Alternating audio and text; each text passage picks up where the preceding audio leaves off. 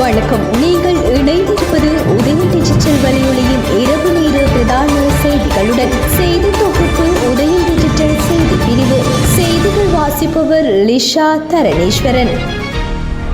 பட்டிலந்து வதை முகாம் விவகாரத்தை தூசுதட்டும் இன்றைய அனுர தலைமையிலான அரசு அன்று மக்கள் மத்தியிலும் நாட்டிற்கும் காட்டிய கோரமுகத்தை நாட்டு மக்கள் மறந்துவிடவில்லை என்று சுட்டிக்காட்டிய சோசலிச சமத்துவ கட்சியின் காரைநகர் வேட்பாளர் பரமுதிரிஞான சம்பந்தன் யாராக இருந்தாலும் நீதியின் முன் நிறுத்தப்படுவது அவசியம் என்று குறிப்பிட்டுள்ளார்.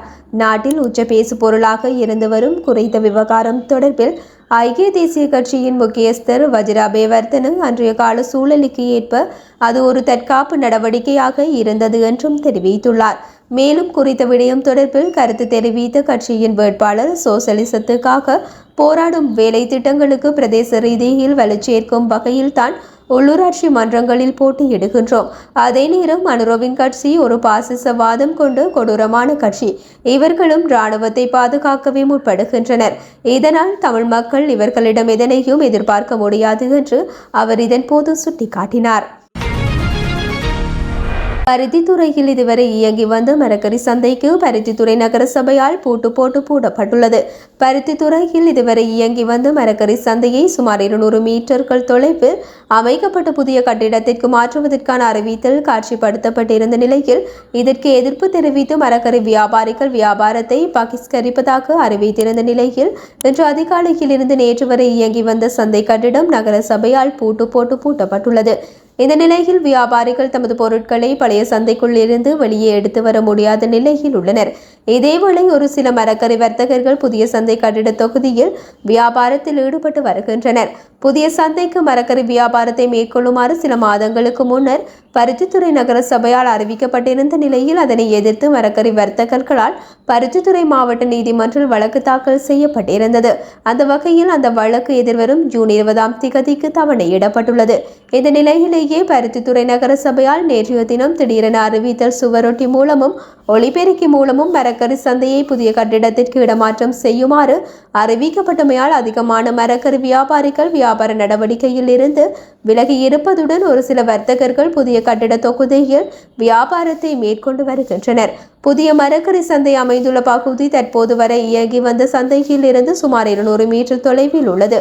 அது ஒரு வழி பாதையாகும். அவ்வீதியால் மீன் சந்தைக்கு செல்கின்ற போது போக்குவரத்து நெரிசல், தரிப்பிட வசதி குறைவுகள் உள்ளமை குறிப்பிடத்தக்கது.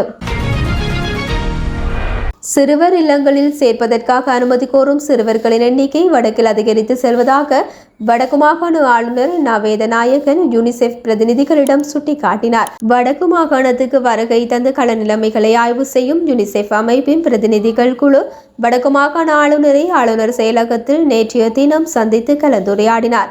இதன்போது ஆளுநரிடம் யூனிசெஃப் அமைப்பு முன்னெடுத்துள்ள திட்டங்கள் தொடர்பாகவும் தமது கள நிலைமை ஆய்வு தொடர்பாகவும் விளக்கம் அளித்தனர். இதன் பின்னர் கருத்து தெரிவித்த ஆளுநர் 1991ஆம் ஆண்டு உதவி மாவட்ட செயலாளராக தன் பதவியேற்ற காலத்தில் இருந்து யூனிசெஃப் அமைப்பு பல்வேறு வகையான உதவிகளை நமது மக்களுக்கு செய்து வருகின்றது. அதற்கான நன்றிகளை தெரிவித்துக் கொள்கின்றேன். வடக்கில் சிறுவர் துஷ்பிரயோகம், இளவயது கற்பம் என்பன முன்னைய காலங்களுடன் ஒப்பிடுகையில் அதிகரித்துள்ளன.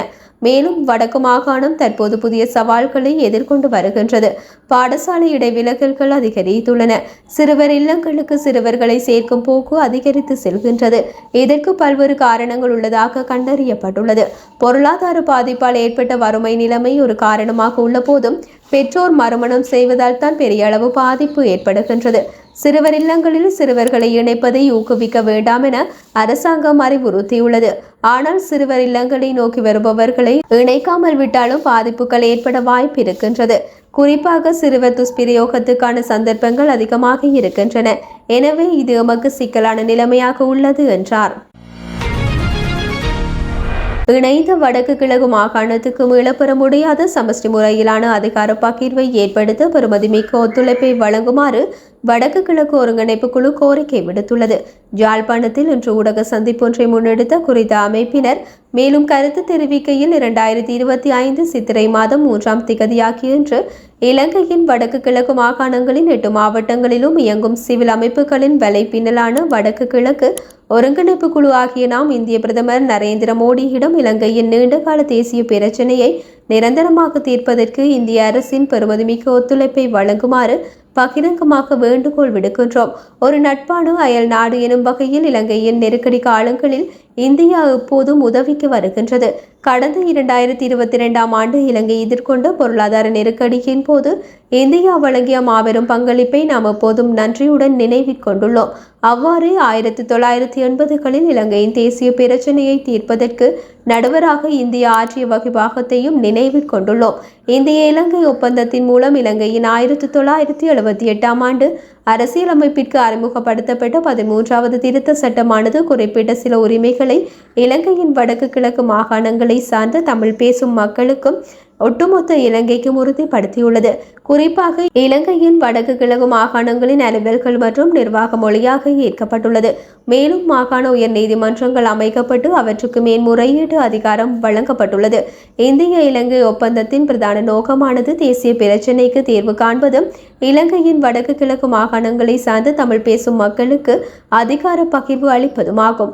எனினும் 13வது திருத்த சட்டமானது வடக்கு கிழக்கு மாகாணங்களை சார்ந்த மக்களுக்கு இறையாண்மை உரிமைகளுடன் கூடிய நிலையான அதிகார பகிர்வை உறுதிப்படுத்தவில்லை. இலங்கையின் நிறைவேற்று அதிகாரமுடைய ஜனாதிபதியானவர் தனது மீயுயர் அதிகாரத்தை பயன்படுத்தி மாகாண ஆட்சியை செயலிழக்க செய்ய முடியாது என்பது இந்த மாகாண ஆட்சி முறைமையின் இன்னொரு மட்டுப்படுத்தலாகும். ஒரு துரதிர்ஷ்டவசமான நிகழ்வாக இலங்கையின் உச்ச நீதிமன்றமானது 2006ஆம் ஆண்டு வடக்கு கிழக்கு மாகாணங்களின் இணைப்பாவது செல்லுபடியற்றதும் சட்டவிரோதமானதும் என பிரகடனப்படுத்தியது. இது இந்த பிரதேசத்தை சார்ந்த தமிழ் பேசும் மக்களுக்கு ஓர் அரசியல் பின்னடைவாகும். 13வது திருத்த சட்டம் இலங்கையின் அரசியல் அமைப்பில் உள்வாங்கப்பட்டு 35 வருடங்கள் கடந்துவிட்ட இந்த இடைப்பட்ட காலத்தில் 2 தசாப்தங்களுக்கு மேலாக உள்நாட்டு போர் நடைபெற்று 2009ஆம் ஆண்டு முடிவுற்றது. போரின் போதும் போர் முடிவுற்ற உடனடி காலகட்டத்திலும் பொதுமக்கள் மீது பாராதூரமான மனித உரிமைகள் மற்றும் மனிதாபிமான மீறல்கள் மேற்கொள்ளப்பட்டன. தொடர்ந்து ஆட்சிக்கு வந்த அரசுகள் வடக்கு கிழக்கு மாகாணங்களுக்கு அதிகார பகிர்வை உறுதிப்படுத்தாததுடன் இராணுவமயமாக்கலையும் சிங்கள காலனித்துவத்தையும் பௌத்தமயமாக்கலையும் விரிவாக்கினர். அத்துடன் தமிழ் பேசும் மக்களின் மொழி உரிமை மற்றும் கலாச்சார உரிமைகள் மறுக்கப்பட்டுள்ளன. பல்வேறுபட்ட அச்சுறுத்தல்களும் அத்துமீறல்களும் தொடர்கின்றன. இந்த பிரதேசங்களை சார்ந்த தமிழ் பேசும் மக்களின் அரசியல், சமூக, கலாச்சார, பொருளாதார உரிமைகள் அரசு கொள்கைகளாலும் நடைமுறைகளாலும் புறக்கணிக்கப்பட்டுள்ளன. எமது கடந்த கால மற்றும் நிகழ்கால அனுபவங்களின் அடிப்படையில் 13வது திருத்த சட்டத்தில் காணப்படும் அதிகார பகிர்வு முறையானது நிலை பெறானதல்ல. எந்த நேரத்திலும் இலங்கை அரசானது மாகாண அதிகாரத்தை மீளப்பெற முடியும். எனவே வடக்கு கிழக்கு மாகாணங்களை சார்ந்த தமிழ் பேசும் மக்கள் சமஷ்டி முறையிலான அதிகார பகிர்வு முறையே எமக்கு கௌரவமான உரிமைகளுடன் கூடிய வாழ்வை உறுதிப்படுத்தக்கூடிய நிலை பெறான ஒரே முறைமை என்று திடமாக நம்புகின்றோம். அந்த வகையில் தங்களுக்கு நல்வரவு கூறுவதுடன் இலங்கைக்கான தங்களின் உத்தியோகபூர்வ வருகையை நாம் உணர்வாக கௌரவிப்பதுடன் இலங்கையில் இணைந்த வடக்கு கிழக்கு மாகாணத்துக்கு மீளப்பெற முடியாத சமஷ்டி முறையிலான அதிகார பகிர்வை ஏற்படுத்த தங்களின் பெறுமதிமிக்க ஒத்துழைப்பை வழங்குமாறு இந்த பகிரங்க வேண்டுகோளை முன்வைக்கின்றோம் என்றனர். தமிழ் சிங்கள புத்தாண்டை முன்னிட்டு சொந்த இடங்களுக்கு செல்லும் பயணிகளின் வசதிக்காக எதிர்வரும் 11ஆம் திகதி முதல் விசேட ரயில் சேவையை முன்னெடுக்க ரயில்வே திணைக்களம் திட்டமிட்டுள்ளது. இந்த விசேட ரயில் சேவை 2 கட்டங்களின் கீழ் செயற்படுவதாக திணைக்களம் குறிப்பிட்டுள்ளது. அதன்படி கொழும்பிலிருந்து பதுளை, அனுராதபுரம், காளிகண்டி மற்றும் பெலியத் ஆகிய இடங்களுக்கு எதிர்வரும் 11, 12 மற்றும் 13ஆம் திகதிகளில் விசேட ரயில்கள் சேவையில் ஈடுபடுத்த நடவடிக்கை எடுக்கப்பட்டுள்ளது. அதே நேரம் புத்தாண்டு கொண்டாட்டங்களை முடித்துக் கொண்டு கொழும்பு திரும்பும் மக்களுக்காக எதிர்வரும் 18, 19 மற்றும் 20ஆம் திகதிகளில் விசேட ரயில் சேவைகள் இடம்பெறவுள்ளதாகவும் ரயில்வே திணைக்களம் தெரிவித்துள்ளது. மேலும் புத்தாண்டை முன்னிட்டு கிராமங்களுக்கு செல்லும் மக்களுக்காக எதிர்வரும் 9ஆம் திகதி முதல் 500 மேலதிக பேருந்துகளை சேவையில் ஈடுபடுத்த இலங்கை போக்குவரத்து சபையும் திட்டமிட்டுள்ளமை குறிப்பிடத்தக்கது. எதிர்வரும் உள்ளூராட்சி மன்ற தேர்தலுக்கு முன்னதாக கடந்த 2 நாட்களில் தேர்தல் தொடர்பான 6 முறைப்பாடுகளை இலங்கை போலீசார் பதிவு செய்துள்ளனர். போலீசாரின் கருத்துப்படி ஏப்ரல் 1 மற்றும் 2 ஆகிய திகதிகளில் பெறப்படும் முறைப்பாடுகள் அனைத்தும் தேர்தல் சட்ட மீறல்கள் தொடர்பானவை. கல்கிசை, கொழும்பு வடக்கு, நுகேகொடை, களுத்துறை, ரத்னபுரி மற்றும் மொனராகலை ஆகிய பகுதிகளில் இருந்தும் முறைப்பாடுகள் கிடைக்கப்பெற்றுள்ளன.